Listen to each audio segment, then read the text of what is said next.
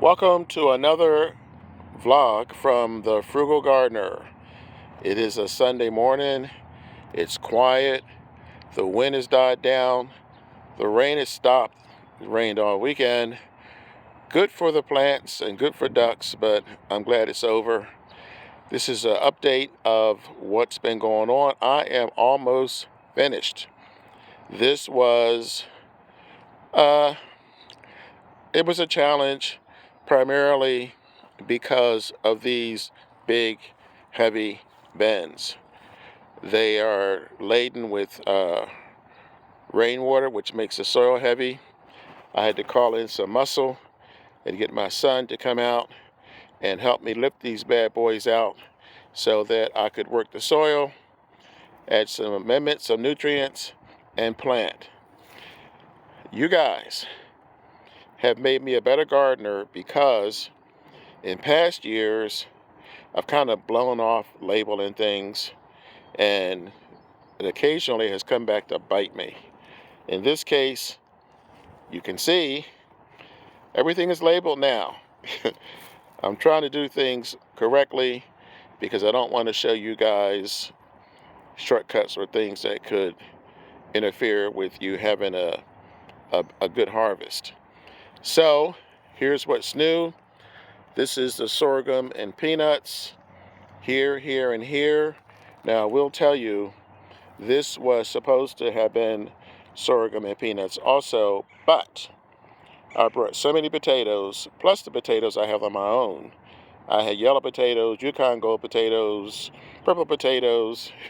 I have russet potatoes, and I still have potatoes, so I'm looking for some place to put the excess. So I put some of those here. These are ready to go. This whole section, I am happy to say, is finally done. You can see the herbs I planted here. I should call this my daughter section.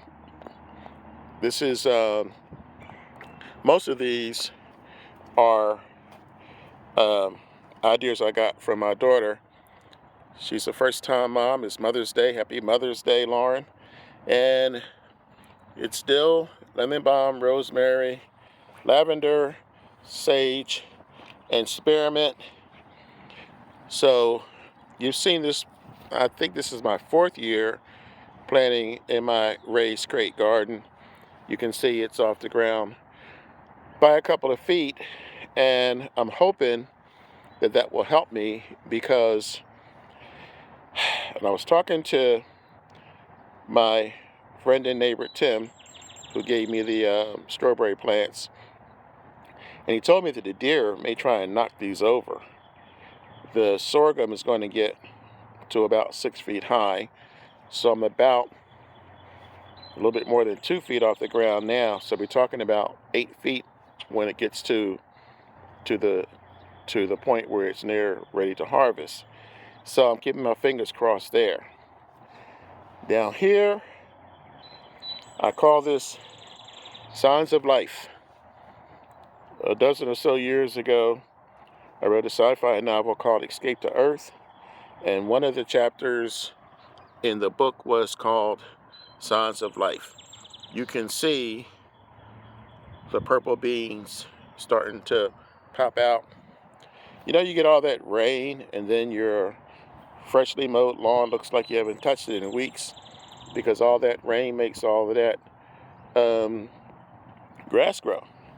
Well, in the spring, it has the same effect. You can see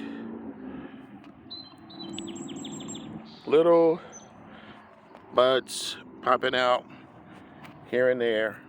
This hasn't been planted that long ago, but yet here they are. Here's a few more here. But why stop there when I can show you this? This was a work in progress.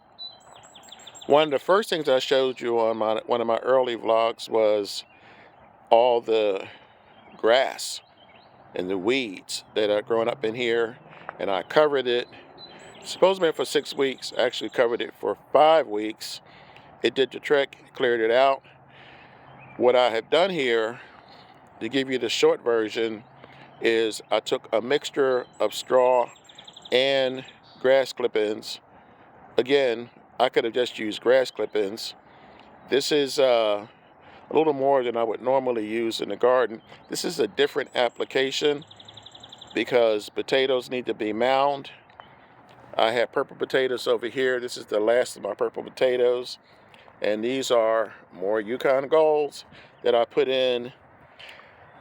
I'm calling this whole area finished, but I'm going to need to add more soil. I am out of soil. I mentioned this in the previous vlog.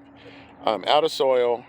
This will work for now, but in a few weeks, when those potatoes start poking through, I'm going to just cover this whole area. I'm going to go out probably tomorrow and get the soil that I need and just properly cover this.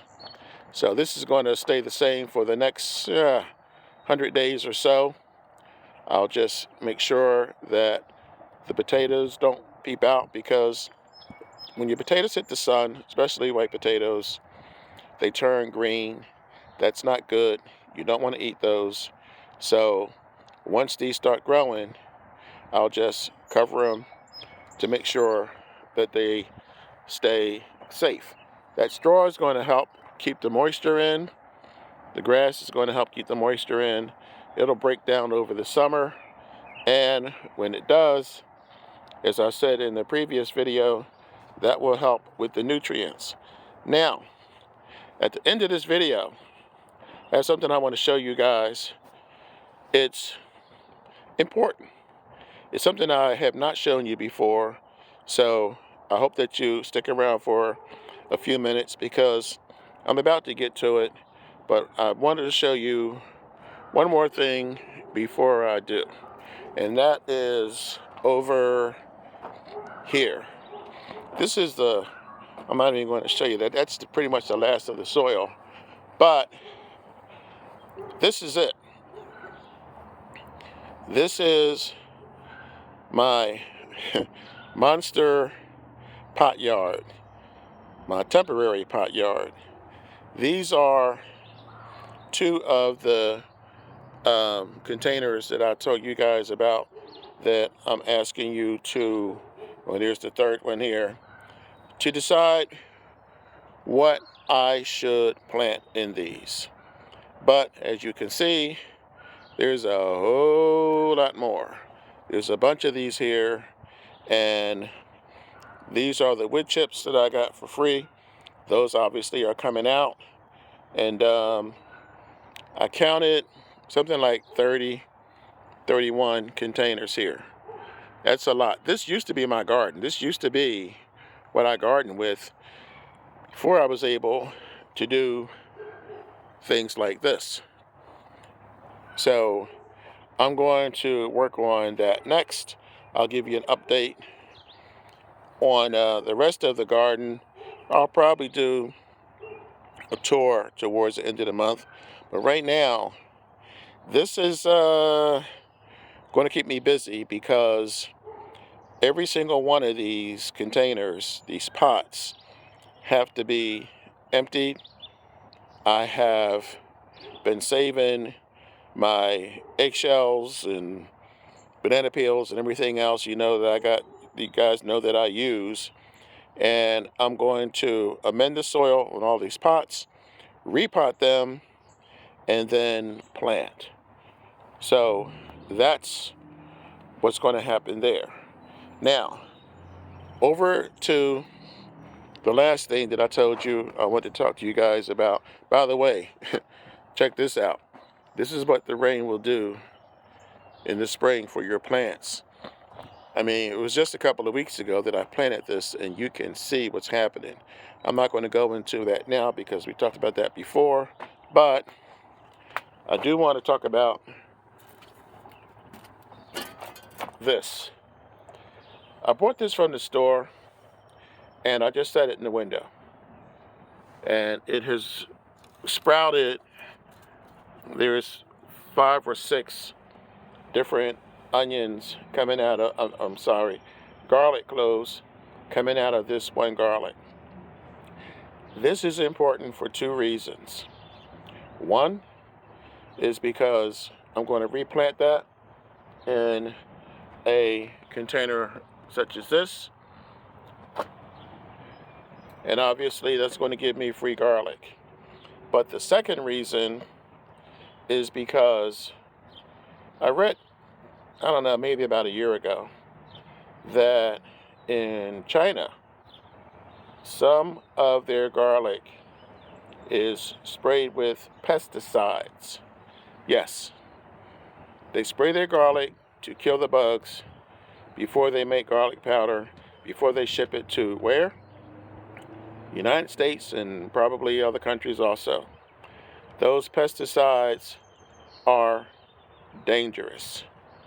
Those pesticides, if you have a large enough quantity in your system, it could kill you. So I did a previous video on growing and processing your own garlic to make your own garlic powder. And this is kind of taking it a step further, because if you can take one garlic bulb and grow your own garlic, then, I mean, it's practically free. The process is similar to what I do with the eggshells and the banana peels and everything else. I basically put them in the dehydrator and then grind them up, and you have your own garlic powder. It's kind of a 2 or 3 step process, and you don't have to worry about the chemicals. The other thing is, a lot of companies use what they call growth inhibitors. It's a fancy way of saying that they want to keep this stuff on the shelf as long as possible, so they spray it to keep it from sprouting, because when it sprouts like this, most people don't want it. I love it. This is what I look for when I go to buy garlic, so that I can get more free garlic. You can buy organic garlic and you'll have the same result. At any rate, the point is, they're adding stuff to garlic, and I mean, you don't really need to. They're doing it for profit, and I'm not going to get into a whole big spiel about it, but just wanted you guys to know that when you buy garlic in a container, check the label, check on the back, and be aware of what you're getting. Which leads me to what I always tell you.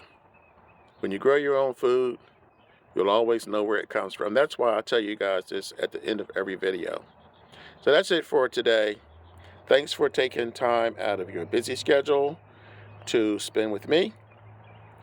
As always, post your comments and questions below, and subscribe if you haven't already.